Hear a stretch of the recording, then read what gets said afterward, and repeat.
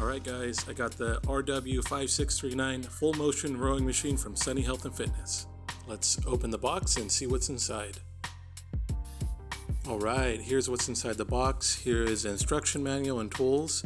For this assembly, I'll only be using the tools that are provided in the box. So I decided to take everything out and lay out all the parts to make sure I'm not missing anything. Alright, so first thing I'm going to do is install the rear stabilizer to the frame. So I pop the stabilizer into the rail and I insert 3 hex screws with washers and tighten by hand. So as you can see, the front washer is not the same as the other two. It has a curve to it, so it sits more flush. Now I securely tighten all the bolts with an Allen wrench. Next I pop on the front stabilizer, I insert hex screws, washers, and tighten the nuts by hand. And now I securely tighten the nuts with the wrench. Now it's time to install the digital monitor. I insert the batteries in and slide the monitor in the front. Now here's a really important step. Don't make the same mistake I did. Make sure when you connect the monitor you hear a click sound.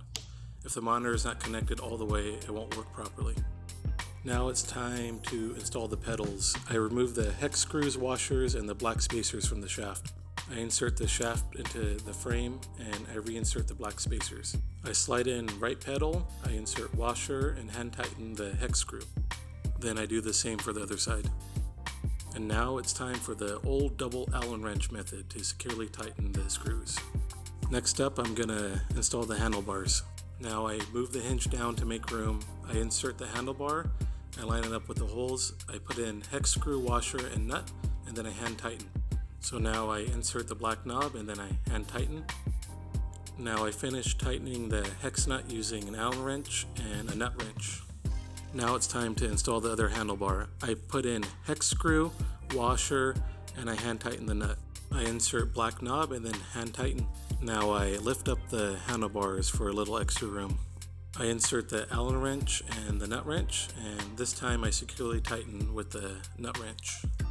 Now I remove the back seat stopper, I insert the seat and slide it out of the way.